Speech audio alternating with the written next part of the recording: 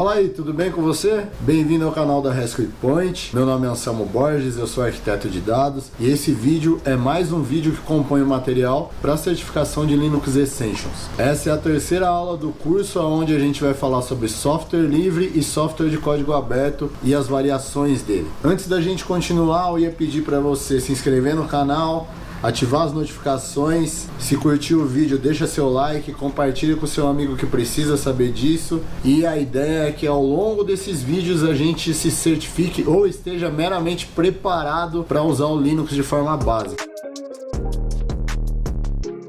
Sem dúvida, essa aula quase me fez desistir de fazer o resto do material, que ela é muito chata. Puta aula chata da porra. Essa aula, ela é mais chata do que aquele cara que você chama pro churrasco na sua casa, você já tá recolhendo as coisas e o cara não vai embora. É mais chato que esse cara. Então, pô, eu também achei chato e eu tive que fazer. Então aguenta aí essa aula, por favor. Antes da gente começar o material, eu vou falar sobre software livre de código aberto e software proprietário. Software proprietário é quando você faz uma instalação do Office, por exemplo. O Office, ele exige que você compre uma licença. E aquele código do Office, ele não fica disposto para alteração e tal. Ele é um código fechado, que a proprietária é a Microsoft e ele é o dono desse software. Um outro lance, por exemplo, o teu Windows que você tem na tua máquina, ele tem uma licença. Depois a gente vai falar mais sobre isso. Mas essa licença, ela é paga. Você entra num acordo ali, ó, que por exemplo, você falou, ó, vou usar, tipo aquelas letrinhas que aparecem na hora que você, quando você dá o accept nos termos e responsabilidades, você tá falando que você não vai copiar o software, não vai mexer no código fonte, nem vai vender ele. Então esse tipo de software é um software proprietário, o que você compra ele e que você não pode mexer no código. Código aberto, eu desenvolvo um LibreOffice, que é uma versão do Office, só que ela é open source, que ela é código aberto. O LibreOffice tem todo o seu código na internet, disponível para você ver ou sugerir alguma alteração caso necessário. Você pode entrar em contato com os desenvolvedores do LibreOffice e falar, quero alterar isso e aquilo. É uma funcionalidade legal. Se eles aceitarem, eles vão subir no novo código e na nova versão. E essa é a diferença entre o Office e o LibreOffice. O Office é um software proprietário e o LibreOffice, que é o seu concorrente open source, ele é um software de código aberto. Agora vamos falar sobre código aberto, porque a primeira coisa que eu pensava quando eu ouvia falar de código aberto, mas pô, como é que alguém ganha dinheiro com esse código aberto? Aonde que ele arruma desenvolvedor para fazer isso? Da mesma forma que arruma um imbecil que nem eu,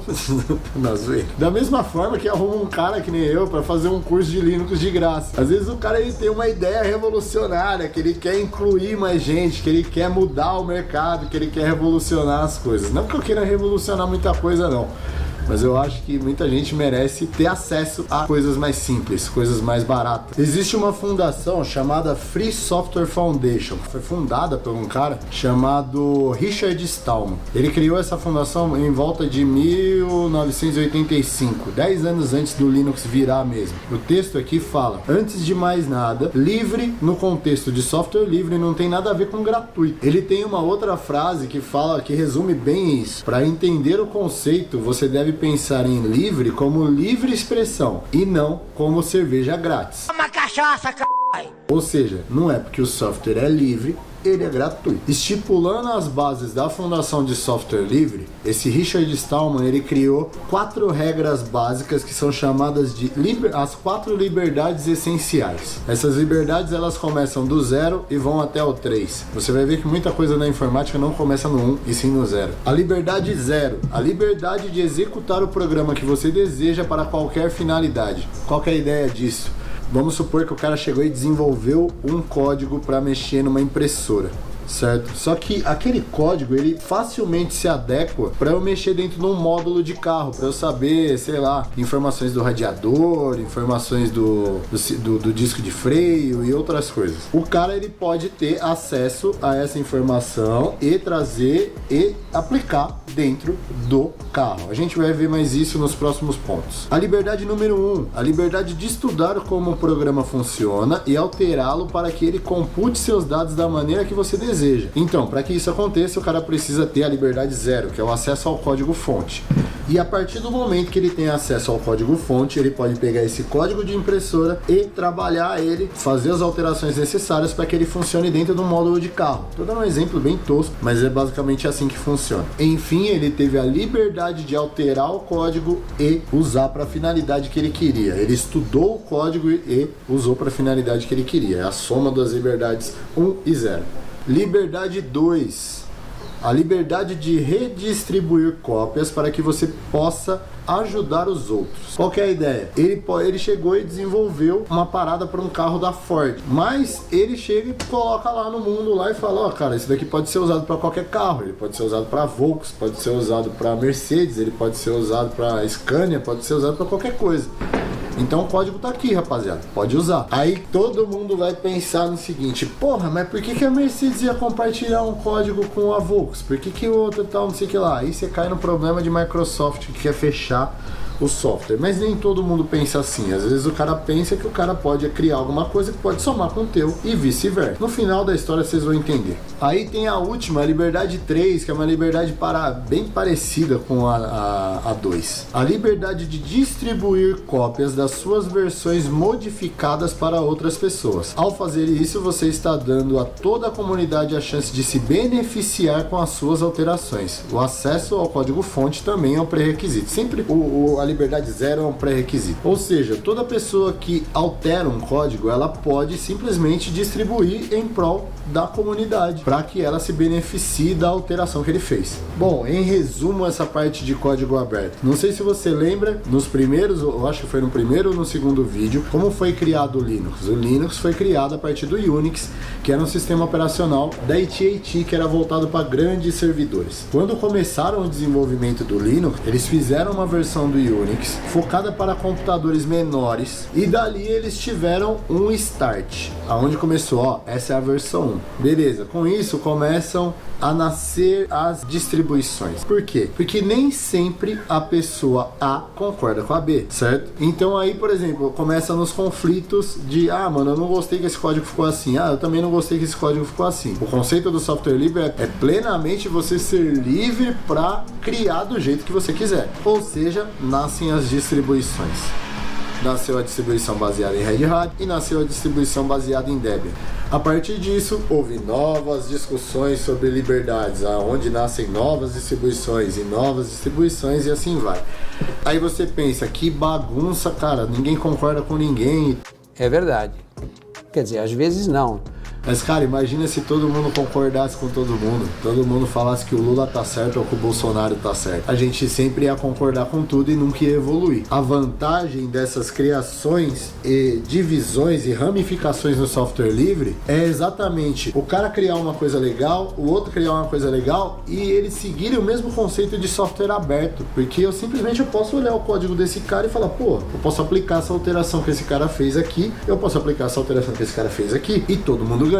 Não que aconteça isso na nossa política, mas enfim, o conceito é esse. Eu tenho que ser livre para desenvolver do jeito que eu quiser e eu posso ter benefícios a partir dessa liberdade. Agora, voltando ao começo do vídeo, lembra que eu falei do Office? Quando você compra o Office, você adquire uma licença, vai vir um documento para você concordar e você entra de acordo. Como que isso funciona? Quando eu vendo uma geladeira para você, você pode usar a geladeira do jeito que você quiser, cara, porque ela é um item físico.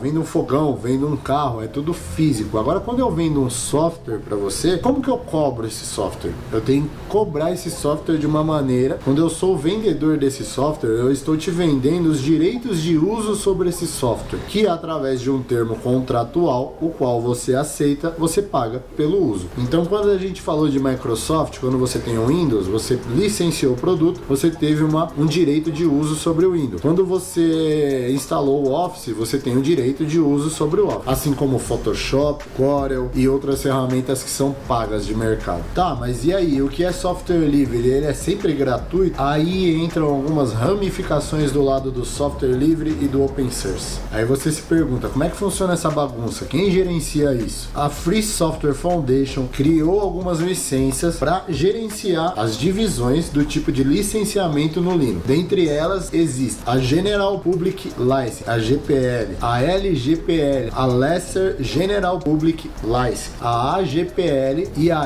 FDL. Todos esses tipos de licenças, eles são designados para determinados casos de uso. Por exemplo, eu vou fazer uma venda casada de um software cloud para que o cara contrate e já esteja sendo pago e debitado junto com o pagamento mensal da instância. Bom, eu sei que eu falo muito, são 9 minutos de vídeos editados, só que, cara, é muita coisa esse capítulo. Eu, Anselmo, tá? A minha opinião, para uma pessoa que está começando com Linux agora, esse material todo é desnecessário. Isso daqui é necessário caso você vá trabalhar com licenciamento de software livre, caso você vá trabalhar desenvolvendo features para o Linux e tal. É legal conhecer, é muito bom conhecer, eu até recomendo que vocês deem uma lida no material, acho que não vai cair um braço, não vai te cegar se você ler, mas é muita coisa. Então, para você dar continuidade a esse material e esse vídeo meu não passar de 15 minutos falando sobre isso,